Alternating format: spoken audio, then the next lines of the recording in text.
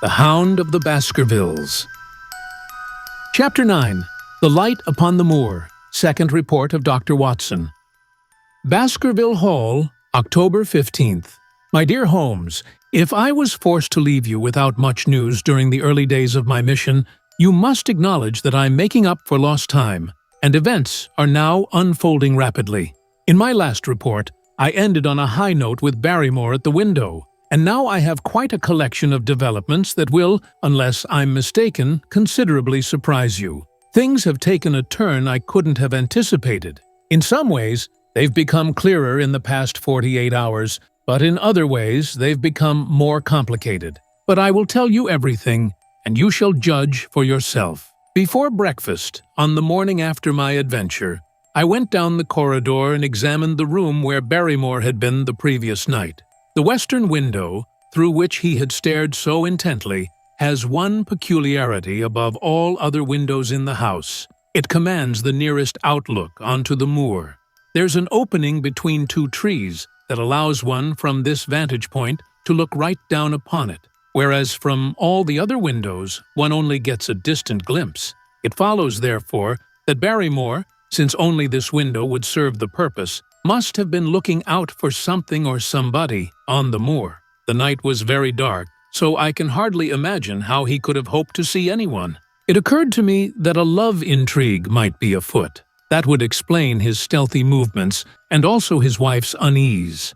The man is striking, very well equipped to steal a country girl's heart, so this theory seemed to have some merit. The sound of the door opening that I had heard after returning to my room might mean that he had gone out to keep some clandestine appointment. So I reasoned with myself that morning, and I share these suspicions with you, however unfounded they might turn out to be. But whatever the true explanation for Barrymore's actions, I felt that the responsibility of keeping them to myself until I could explain them was more than I could bear. I had an interview with the baronet in his study after breakfast, and I told him everything I had seen. He was less surprised than I had expected. I knew that Barrymore walked about at night, and I had a mind to speak to him about it. He said, 2 or 3 times I've heard his steps in the passage, coming and going, just about the hour you name. Perhaps, then, he pays a visit every night to that particular window, I suggested. Perhaps he does. If so, we should be able to shadow him and see what he's up to. I wonder what your friend Holmes would do if he were here. I believe he would do exactly what you now suggest, I said. He would follow Barrymore and see what he did. Then we shall do it together. But surely he would hear us. The man is rather deaf, and in any case, we must take our chances. We'll sit up in my room tonight and wait until he passes. Sir Henry rubbed his hands with pleasure, and it was evident that he welcomed the adventure as a relief to his somewhat quiet life on the moor. The baronet has been in communication with the architect who prepared the plans for Sir Charles, and with a contractor from London, so we can expect great changes to begin here soon. There have been decorators and furnishers up from Plymouth, and it's clear that our friend has grand plans and means to spare no effort or expense to restore the grandeur of his family. When the house is renovated and refurnished, all he will need is a wife to make it complete. Between ourselves, there are pretty clear signs that this won't be lacking if the lady is willing, for I have seldom seen a man more infatuated with a woman than he is with our beautiful neighbor, Miss Stapleton. And yet, the course of true love does not run quite as smoothly as one would expect under the circumstances. Today, for example, its surface was broken by a very unexpected ripple, which has caused our friend considerable perplexity and annoyance. After the conversation I have quoted about Barrymore, Sir Henry put on his hat and prepared to go out. As a matter of course, I did the same. "What, are you coming, Watson?" he asked, looking at me curiously. "That depends on whether you're going on the moor," I said. "Yes, I am." "Well, you know what my instructions are. I'm sorry to intrude, but you heard how earnestly Holmes insisted that I shouldn't leave you, and especially that you shouldn't go alone on the moor." Sir Henry put his hand on my shoulder with a pleasant smile. "My dear fellow," he said, "Holmes, with all his wisdom, did not foresee some things that have happened since I've been on the moor. You understand me? I'm sure you're the last man in the world who would want to be a spoil sport. I must go out alone. It put me in a most awkward position. I was at a loss for words and actions, and before I could make up my mind, he picked up his cane and was gone. But when I came to think the matter over, my conscience reproached me bitterly for having allowed him to go out of my sight on any pretext.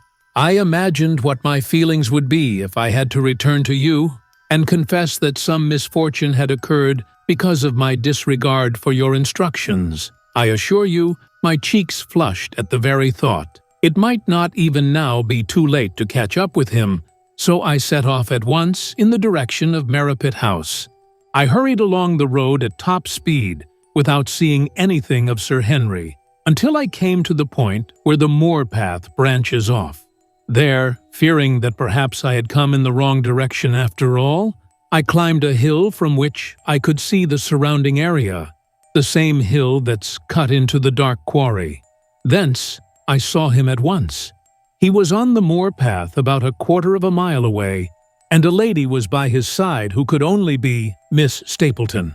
It was clear that there was already an understanding between them, and that they had met by appointment. They were walking slowly along in deep conversation, and I saw her making quick little movements with her hands as if she were very earnest in what she was saying, while he listened intently and once or twice shook his head in strong dissent. I stood among the rocks, watching them, very much puzzled as to what I should do next. To follow them and intrude on their intimate conversation seemed like an outrage, and yet my clear duty was never for a moment to let him out of my sight. To act as a spy on a friend was a hateful task. Still, I could see no better course than to observe him from the hill and to clear my conscience by confessing to him afterward what I had done. It's true that if any sudden danger had threatened him, I was too far away to be of use. And yet, I'm sure you will agree with me that the position was very difficult, and there was nothing more I could do. Our friend Sir Henry and the lady had halted on the path and were standing deeply absorbed in their conversation when I was suddenly aware that I wasn't the only witness to their meeting. A wisp of green floating in the air caught my eye, and another glance showed me that it was carried on a stick by a man who was moving across the broken ground. It was Stapleton with his butterfly net. He was much closer to the pair than I was, and he appeared to be moving in their direction. At this moment, Sir Henry suddenly drew Miss Stapleton to his side. His arm was around her, but it seemed to me that she was straining away from him, her face averted. He stooped his head to hers, and she raised one hand as if in protest. Next moment, I saw them spring apart and turn around hurriedly. Stapleton was the cause of the interruption. He was running wildly towards them, his absurd net dangling behind him. He gesticulated and practically danced with excitement in front of the lovers.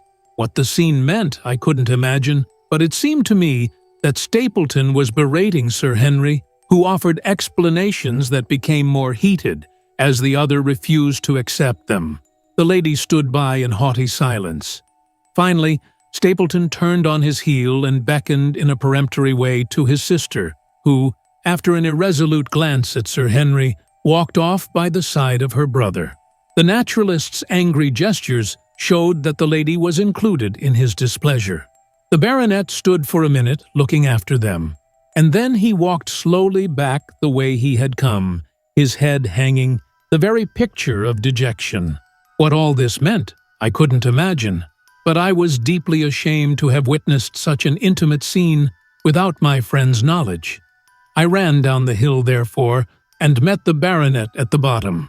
His face was flushed with anger and his brows were wrinkled, like someone who is at their wits' end. "Hello, Watson! Where have you dropped from?" he said. "You don't mean to say you came after me in spite of everything?" I explained everything to him, how I had found it impossible to remain behind, how I had followed him, and how I had witnessed all that had occurred. For an instant, his eyes blazed at me, but my frankness disarmed his anger, and he finally broke into a rather rueful laugh. You would have thought the middle of that prairie a fairly safe place for a man to be private, he said. But, by thunder, the whole countryside seems to have been out to see me do my wooing, and a mighty poor wooing at that. Where had you engaged a seat? I was on that hill. Quite in the back row, eh? But her brother was well up to the front. Did you see him come out on us? Yes, I did. Did he ever strike you as being crazy, this brother of hers? I can't say he ever did.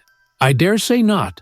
I always thought him sane enough until today, but you can take it from me that either he or I ought to be in a straitjacket. What's the matter with me anyhow? You've lived near me for some weeks, Watson. Tell me straight now, is there anything that would prevent me from making a good husband to a woman that I loved? I should say not. He can't object to my worldly position, so it must be myself that he has this down on. What has he against me? I never hurt man or woman in my life that I know of, and yet he wouldn't so much as let me touch the tips of her fingers. Did he say so? That and a deal more. I tell you, Watson, I've only known her these few weeks, but from the first I just felt that she was made for me, and she too. She was happy when she was with me, and that I'll swear. There's a light in a woman's eyes that speaks louder than words. But he has never let us get together, and it was only today, for the first time, that I saw a chance of having a few words with her alone. She was glad to meet me, but when she did, it wasn't love that she would talk about, and she wouldn't have let me talk about it either if she could have stopped it. She kept coming back to it, that this was a place of danger, and that she would never be happy until I had left it. I told her that since I had seen her, I was in no hurry to leave it, and that if she really wanted me to go, the only way to work it was for her to arrange to go with me. With that, I offered in as many words to marry her, but before she could answer, down came this brother of hers, running at us with a face on him like a madman. He was just white with rage, and those light eyes of his were blazing with fury. What was I doing with the lady? How dared I offer her attentions which were distasteful to her? Did I think that because I was a baronet, I could do what I liked? If he hadn't been her brother, I should have known better how to answer him. As it was, I told him that my feelings towards his sister were such as I was not ashamed of, and that I hoped that she might honor me by becoming my wife. That seemed to make the matter no better. So then I lost my temper too, and I answered him rather more heatedly than I should, perhaps, considering that she was standing by. So it ended by his going off with her, as you saw, and here am I, as badly puzzled a man as any in this county. Just tell me what it all means, Watson, and I'll owe you more than ever I can hope to pay. I tried one or two explanations, but indeed, I was completely baffled myself. Our friend's title, his fortune, his age, his character, and his appearance are all in his favor, and I know nothing against him unless it be this dark fate that runs in his family. That his advances should be rejected so brusquely without any reference to the lady's own wishes, and that the lady should accept the situation without protest, is very amazing. However, our conjectures were set at rest by a visit from Stapleton himself that very afternoon. He had come to offer apologies for his rudeness that morning, and, after a long private interview with Sir Henry in his study, the upshot of their conversation was that the breach is quite healed, and that we are to dine at Merripit House next Friday as a sign of it. I don't say now that he isn't a crazy man, said Sir Henry. I can't forget the look in his eyes when he ran at me this morning, but I must allow that no man could make a more handsome apology than he has done. Did he give any explanation of his conduct? His sister is everything in his life, he says. That's natural enough, and I'm glad he should understand her value. They've always been together, and according to his account, he has been a very lonely man with only her as a companion, so that the thought of losing her was truly terrible to him. He hadn't understood, he said, that I was becoming attached to her, but when he saw with his own eyes that it was truly so, and that she might be taken away from him, it gave him such a shock that for a time he was not responsible for what he said or did. He was very sorry for everything that had happened, and he recognized how foolish and how selfish it was that he should imagine he could hold a beautiful woman like his sister to himself for her whole life. If she had to leave him, he would rather it was to a neighbor like myself than to anyone else. But in any case, it was a blow to him, and it would take him some time before he could prepare himself to meet it. He would withdraw all opposition on his part if I would promise for 3 months to let the matter rest and to be content with cultivating the lady's friendship during that time without claiming her love. This I promised, and so the matter rests. So there's one of our small mysteries cleared up. It's something to have touched bottom anywhere in this bog in which we're floundering. We know now why Stapleton looked with disfavor upon his sister's suitor, even when that suitor was as eligible as Sir Henry. And now I pass on to another thread that I have extracted from the tangled skein, the mystery of the sobs in the night, of Mrs. Barrymore's tear-stained face, of the butler's secret journey to the western lattice window. Congratulate me, my dear Holmes, and tell me that I have not disappointed you as an agent, that you don't regret the confidence you showed in me when you sent me down. All these things have been thoroughly cleared up by one night's work. I have said by one night's work, but, in truth, it was by 2 nights' work, for on the first, we drew entirely blank. I sat up with Sir Henry in his rooms until nearly 3 o'clock in the morning, but we heard no sound of any sort except the chiming clock on the stairs. It was a most melancholy vigil, and ended by each of us falling asleep in our chairs. Fortunately, we were not discouraged, and we determined to try again. The next night, we lowered the lamp and sat smoking cigarettes without making the least sound. It was incredible how slowly the hours crawled by, and yet we were helped through it by the same sort of patient interest that the hunter must feel as he watches the trap into which he hopes the game may wander. 1 struck, and 2, and we had almost, for the second time, given it up in despair when, in an instant, we both sat bolt upright in our chairs with all our weary senses keenly on the alert once more. We had heard the creak of a step in the passage. Very stealthily we heard it pass along until it died away in the distance. Then the baronet gently opened his door, and we set out in pursuit. Our man had already gone around the gallery, and the corridor was all in darkness. Softly we stole along until we had come into the other wing. We were just in time to catch a glimpse of the tall, black-bearded figure, his shoulders rounded as he tiptoed down the passage. Then he passed through the same door as before, and the light of the candle framed it in the darkness and shot one single yellow beam across the gloom of the corridor. We shuffled cautiously towards it, trying every plank before we dared to put our whole weight upon it. We had taken the precaution of leaving our boots behind us, but even so, the old boards snapped and creaked beneath our tread. Sometimes it seemed impossible that he should fail to hear our approach. However, the man is fortunately rather deaf, and he was entirely preoccupied with what he was doing. When at last we reached the door and peered through, we found him crouching at the window, candle in hand, his white, intent face pressed against the pane, exactly as I had seen him 2 nights before. We had arranged no plan of action, but the baronet is a man to whom the most direct way is always the most natural. He walked into the room, and as he did so, Barrymore sprang up from the window with a sharp hiss of his breath and stood, livid and trembling, before us. His dark eyes, glaring out of the white mask of his face, were full of horror and astonishment as he gazed from Sir Henry to me. "What are you doing here, Barrymore?" "Nothing, sir." His agitation was so great that he could hardly speak, and the shadows sprang up and down from the shaking of his candle. "It was the window, sir. I go round at night to see that they are fastened." "On the 2nd floor?" "Yes, sir, all the windows." "Look here, Barrymore," said Sir Henry sternly, "we've made up our minds to have the truth out of you, so it will save you trouble to tell it sooner rather than later.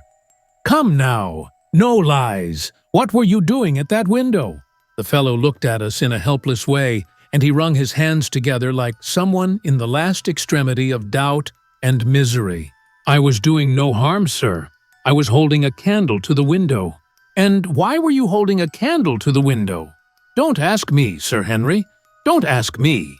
I give you my word, sir, that it's not my secret, and that I cannot tell it. If it concerned no one but myself, I would not try to keep it from you." A sudden idea occurred to me, and I took the candle from the trembling hand of the butler. "He must have been holding it as a signal," I said.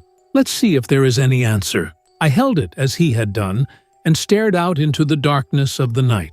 Vaguely, I could discern the black bank of the trees and the lighter expanse of the moor, for the moon was behind the clouds.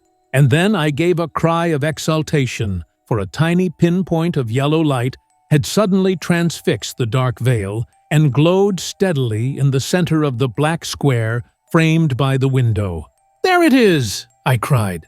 "No, no, sir! It's nothing! Nothing at all!" the butler broke in. "I assure you, sir—" "Move your light across the window, Watson," cried the baronet.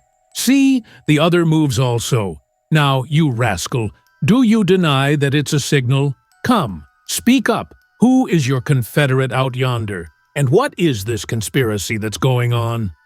The man's face became openly defiant. "It's my business and not yours. I will not tell." "Then you leave my employment right away." "Very good, sir. If I must, I must. And you go in disgrace. By thunder, you may well be ashamed of yourself. Your family has lived with mine for over 100 years under this roof, and here I find you deep in some dark plot against me." "No, no, sir. No, not against you." It was a woman's voice, and Mrs. Barrymore, paler and more horror-struck than her husband, was standing at the door. Her bulky figure in a shawl and skirt might have been comic, were it not for the intensity of feeling on her face. "We have to go, Eliza. This is the end of it. You can pack our things," said the butler. "Oh, John, John, have I brought you to this?" "It's my doing, Sir Henry. All mine. He has done nothing except for my sake and because I asked him." "Speak out, then! What does it mean?" "My unhappy brother is starving on the moor. We cannot let him perish at our very gates. The light is a signal to him that food is ready for him, and his light out yonder is to show the spot to which to bring it." "Then your brother is—" "The escaped convict, sir. Selden, the criminal." "That's the truth, sir," said Barrymore. "I said that it was not my secret, and that I could not tell it to you. But now you have heard it, and you will see that if there was a plot, it was not against you." This, then, was the explanation for the stealthy expeditions at night, and the light at the window. Sir Henry and I both stared at the woman in amazement. Was it possible that this stolidly respectable person was of the same blood as one of the most notorious criminals in the country? "Yes, sir. My name was Selden, and he is my younger brother. We humored him too much when he was a lad, and gave him his own way in everything, until he came to think that the world was made for his pleasure, and that he could do what he liked in it. Then, as he grew older, he met wicked companions, and the devil entered into him until he broke my mother's heart and dragged our name in the dirt. From crime to crime, he sank lower and lower, until it's only the mercy of God that has snatched him from the scaffold. But to me, sir, he was always the little curly-headed boy that I had nursed and played with, as an elder sister would. That was why he broke prison, sir. He knew that I was here, and that we couldn't refuse to help him. When he dragged himself here one night, weary and starving, with the warders hard at his heels, what could we do? We took him in, fed him, and cared for him. Then you returned, sir, and my brother thought he would be safer on the moor than anywhere else until the hue and cry was over, so he lay in hiding there. But every second night, we made sure if he was still there by putting a light in the window, and if there was an answer, my husband took out some bread and meat to him. Every day we hoped that he was gone, but as long as he was there, we couldn't desert him. That's the whole truth, as I am an honest Christian woman, and you will see that if there is blame in the matter, it doesn't lie with my husband, but with me. for whose sake he has done all that he has." The woman's words resonated with a sincerity that left no room for doubt. "Is this true, Barrymore?" Sir Henry demanded, his voice laced with a hint of disbelief. "Yes, Sir Henry, every word of it," Barrymore affirmed, his gaze fixed on the floor. "Well, I can't fault you for standing by your wife," Sir Henry conceded, his tone softening. "Forget what I said. Go to your room, both of you, and we'll discuss this further in the morning." As they left, we turned our attention back to the window. Sir Henry flung it open, letting the frigid night air wash over us. In the distance, a solitary yellow light flickered against the dark canvas of the moor. "I wonder he dares," Sir Henry muttered, his voice tinged with a mixture of anger and curiosity. "It might be positioned so that it's only visible from here," I suggested, attempting to offer a logical explanation. "Very likely," Sir Henry replied, his gaze fixed on the distant light. "How far do you think it is?" "Out by the cleft tor, I'd say," I estimated, my voice laced with uncertainty. "Not more than a mile or two," he deduced, his hand resting on the windowsill. "Hardly that," I agreed, confirming his assessment. "Well, it can't be far if Barrymore had to carry food to it," Sir Henry reasoned, his tone growing increasingly resolute. "And this villain is waiting there, by that candle. By Jove, Watson, I'm going out to confront him." The same thought had been swirling in my mind. The Barrymores hadn't confided in us. Their secret had been extracted under duress. This man was a danger to the community, a complete scoundrel deserving of neither pity nor leniency. It was our duty to seize this opportunity to neutralize him.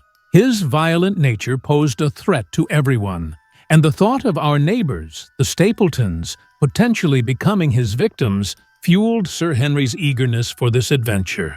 "I'll come," I declared, my voice filled with determination. "Then grab your revolver and put on your boots," Sir Henry instructed, his urgency palpable. "The sooner we go, the better," as he might extinguish his light and slip away. Within minutes, we were out the door, plunging into the dark shrubbery. The mournful wail of the autumn wind and the rustle of falling leaves accompanied our hurried steps. The night air reeked of dampness and decay. Occasionally, the moon would peek through the clouds, only to be swallowed again by the darkness. As we emerged onto the moor, a light rain began to fall. The distant light remained unwavering. "Are you armed?" I asked, my voice a mere whisper in the oppressive silence. "I have my hunting crop," Sir Henry replied, his grip tightening on the sturdy handle. "We must close in on him swiftly, as he's known to be desperate. We'll take him by surprise, catch him off guard before he can resist," I instructed, my voice betraying a hint of nervousness. "Say, Watson," Sir Henry said, his voice laced with a morbid fascination, "what would Holmes say to this? How about that hour of darkness when the power of evil is at its peak?" As if in answer to his words, a strange cry rose from the depths of the moor, echoing through the silence. A low, deep growl, morphing into a rising howl, culminating in a mournful moan that reverberated through the air. The cry, strident, wild, and menacing, repeated itself, sending chills down our spines. Sir Henry grabbed my sleeve, his face pale in the darkness. "My God, Watson, what's that?" he exclaimed, his voice laced with a mixture of fear and awe. "I don't know. It's a sound they have on the moor. I heard it once before," I replied, my voice betraying my own unease. The cry faded, leaving behind an eerie silence. We strained our ears, but the silence remained unbroken. "Watson," Sir Henry said, his voice trembling slightly, "that was the cry of a hound." My blood turned to ice in my veins, for there was a tremor in his voice that revealed the sudden horror that had gripped him. "What do they call this sound?" he asked, his voice almost a whisper. "Who?" I asked, my voice betraying my confusion. "The people in the countryside." "Oh, they're ignorant people. Why should you care what they call it?" I tried to dismiss his concerns, but my own unease was growing. "Tell me, Watson, what do they say about it?" he insisted, his gaze fixed on the distant horizon. I hesitated but could not evade his question. "They say it's the cry of the Hound of the Baskervilles." He groaned and fell silent for a few moments, his face a mask of dread. "A hound it was," he finally said, his voice heavy with disbelief. "But it seemed to come from miles away. Over yonder, I think." "It was hard to say whence it came," I agreed, my voice laced with uncertainty. "It rose and fell with the wind. Isn't that the direction of the great Grimpenmire?" he asked, his voice filled with growing unease. "Yes, it is," I confirmed, my heart sinking. "Well, it was up there," he said, his voice laced with a mixture of fear and resignation. "Come now, Watson, didn't you think yourself that it was the cry of a hound? I'm not a child. You need not fear to speak the truth. Stapleton was with me when I heard it last. He said that it might be the calling of a strange bird," I explained, desperately clinging to a shred of normalcy. No, it was a hound," he insisted, his voice laced with conviction. "My God, can there be some truth in all these stories? Is it possible that I'm really in danger from such a dark cause? You don't believe it, do you, Watson?" No, I assured him, my voice attempting to convey a confidence I didn't fully feel. "And yet, it was one thing to laugh about it in London, and it's another to stand out here in the darkness of the moor and to hear such a cry as that," he said, his voice laced with a mix of disbelief and terror. "And my uncle? There was the footprint of the hound beside him as he lay. It all fits together. I don't think I'm a coward, Watson, but that sound seemed to freeze my very blood. Feel my hand." His hand was as cold as marble. "You'll be all right tomorrow," I said, my voice attempting to sound reassuring. "I don't think I'll get that cry out of my head," he said, his voice filled with a mixture of dread and determination. "What do you advise we do now? Shall we turn back?" I asked, my own resolve wavering. "No, by Jove, we came out to get our man, and we'll do it," he said, his voice now laced with steely determination. "We're after the convict, and a hellhound, as likely as not, after us. Come on, we'll see this through, even if all the fiends of the pit were loose upon the moor." We stumbled slowly along in the darkness, the black loom of the craggy hills surrounding us, the yellow speck of light burning steadily in front. The distance of a light on a pitch-black night is deceptive, and the glimmer seemed to shift, sometimes far away on the horizon, sometimes just a few yards away. But eventually, we could see its source, and knew we were very close. A flickering candle was wedged in a crevice of the rocks, shielded from the wind and hidden from view except in the direction of Baskerville Hall. A large boulder concealed our approach, and crouching behind it, we gazed over at the signal light. It was an eerie sight, a single candle burning in the middle of the desolate moor, with no sign of life nearby, just the flame and the gleam of the rock on either side. "What shall we do now?" Sir Henry whispered, his voice barely audible. "Wait here. He must be near his light. Let's see if we can get a glimpse of him," I said, my voice barely a breath. The words were barely out of my mouth when we both saw him. Over the rocks, in the crevice where the candle burned, an evil yellow face appeared, a terrible, animalistic face, scarred by a lifetime of vile passions. Foul with mire, with a bristling beard and matted hair, it could have belonged to one of the ancient savages who once dwelled in the burrows on the hillsides. The candlelight reflected in his small, cunning eyes, which peered fiercely through the darkness like those of a crafty, savage animal that has sensed the approach of hunters. Something had clearly aroused his suspicions. Perhaps Barrymore had a private signal we hadn't given, or maybe he sensed something amiss. Whatever the reason, his fear was evident on his wicked face. He could dash out the light and vanish into the darkness at any moment. I sprang forward, Sir Henry close at my heels. At the same moment, the convict unleashed a curse and hurled a rock, which shattered against the boulder that had shielded us. I caught a glimpse of his short, squat, muscular frame as he scrambled to his feet and turned to run. At that very moment, by a stroke of luck, the moon broke through the clouds, casting a silvery light on the scene. We rushed over the brow of the hill, and there was our man, fleeing down the other side, bounding over the stones with the agility of a mountain goat. A well-aimed shot from my revolver could have crippled him, but I had brought it only for defense, not to shoot an unarmed man fleeing for his life. We were both swift runners, in good physical condition, but it soon became clear that we had no chance of catching him. We watched him for a long time in the moonlight, until he was just a small speck moving swiftly among the boulders on a distant hill. We ran and ran until we were breathless, but the gap between us grew wider. Finally, we stopped, panting, and sat on two rocks, watching him disappear into the distance. And it was at that precise moment that something utterly strange and unexpected occurred. We had risen from our rocks and were turning to go home, having abandoned the hopeless chase. The moon hung low on the right, and the jagged peak of a granite tor stood out against the silver disk. There, outlined as black as an ebony statue against the shimmering background, I saw the figure of a man on the tor.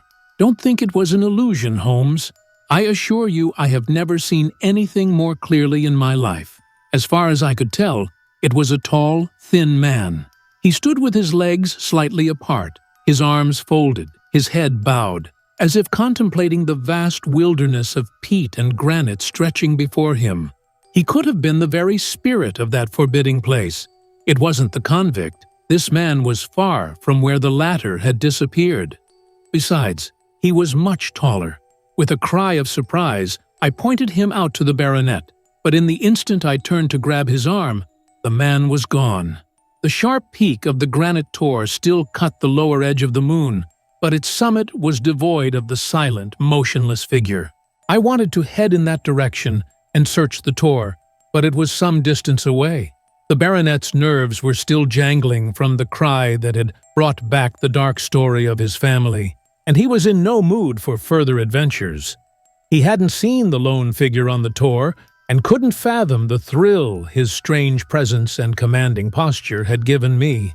"A warder, no doubt," he said. "The moor has been swarming with them since this fellow escaped." Well, maybe his explanation was right, but I would have liked some further proof of it. We intend to inform the Princetown people where to find their missing man, but it's a shame we didn't actually have the satisfaction of bringing him back as our prisoner. Such are the adventures of last night, and you must acknowledge, my dear Holmes, that I have done you proud in the matter of a report.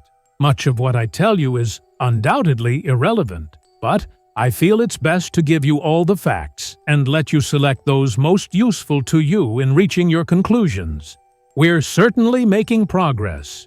As far as the Barrymores are concerned, we've uncovered the motive behind their actions, which has clarified the situation considerably.